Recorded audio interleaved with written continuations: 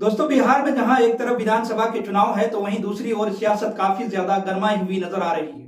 बिहार में विधानसभा के चुनाव को देखते हुए नेताओं का जहां एक तरफ दल बदलने का सिलसिला जारी है तो वहीं दूसरी ओर बैठकों का दौर भी जारी है। लगातार जो है वो बैठकें की जा रही है तमाम पार्टियों के द्वारा कि किस तरीके से जो है सीएम फेस पर चर्चा हो रही है, सीटों को लेकर के चर्चा हो रही है। और इसी बीच आपको बता दें दोस्तों कि पार्टियों को झटका भी लग रहा है।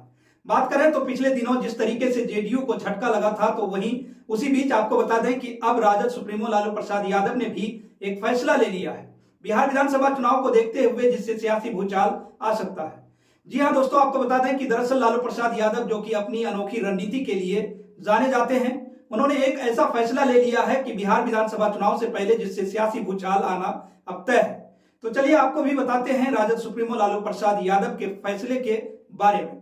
देखिए, जहां एक तरफ बिहार में विधानसभा चुनाव है तो वहीं दूसरी ओर विधानसभा चुनाव को लेकर के तैयारियों में जहां पार्टियां जुट चुकी हैं और इसको लेकर के तमाम जो सियासत है वो भी काफी ज्यादा गरमाई हुई नजर आ रही है।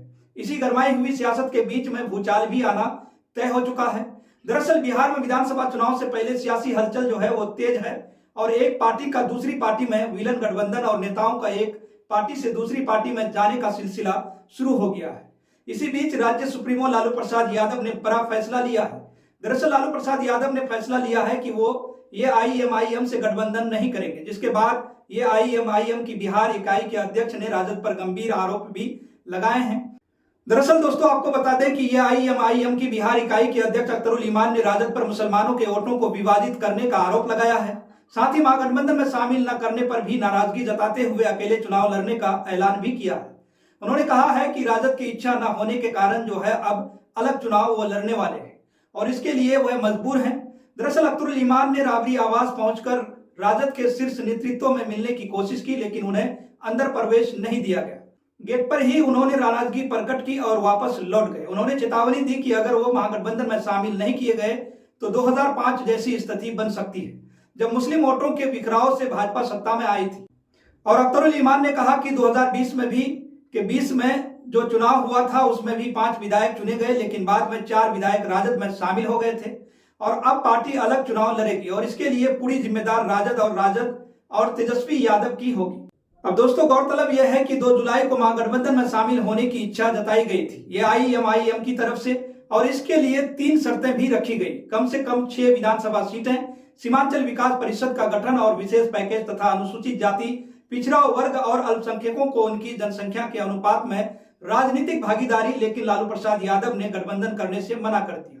अख्तरुल ईमान का आरोप है कि उनकी अपेक्षाओं पर गंभीरता दिखाने के बजाय तेजस्वी यादव ने चुनाव नहीं लड़ने की सलाह दी। उन्होंने कहा कि अफसोस की बात है कि हमारी उदारता को कमजोरी समझा गया और हमारे पत्र का औपचारिक जवाब देना भी राजद ने जरूरी नहीं समझा। वहीं राष्ट्रीय जनता दल के प्रदेश प्रवक्ता एजाज अहमद ने पलटवार करते हुए कहा कि एआईएमआईएम अपनी हार तय मान चुकी है और मुसलमान पूरी तरह महागठबंधन के साथ हैं। उन्होंने आरोप लगाया कि अख्तरुल ईमान केवल दुष्प्रचार कर अपनी जो चीख है वो उतार रहे हैं और इसी के साथ देखिए एक बार फिर से जो है सियासी भूचाल आ सकता है।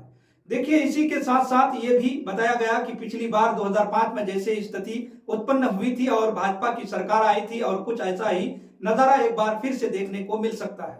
और इसी के साथ साथ देखिए, जहां एक तरफ जो विधानसभा चुनाव को लेकर की तैयारियां जोरों पर है और पार्टियों को झटका लगने का जो सिलसिला है वो भी जारी है। और इसी बीच राष्ट्रीय जनता दल सुप्रीमो लालू प्रसाद यादव का ये जो फैसला है, इसके चलते राष्ट्रीय जनता दल को बड़ा झटका भी लग सकता है।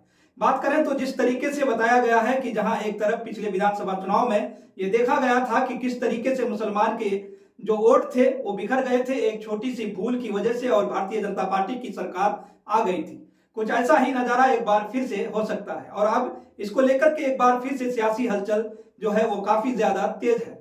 तो फिलहाल इस खबर में इतना ही। देखते रहें केरी।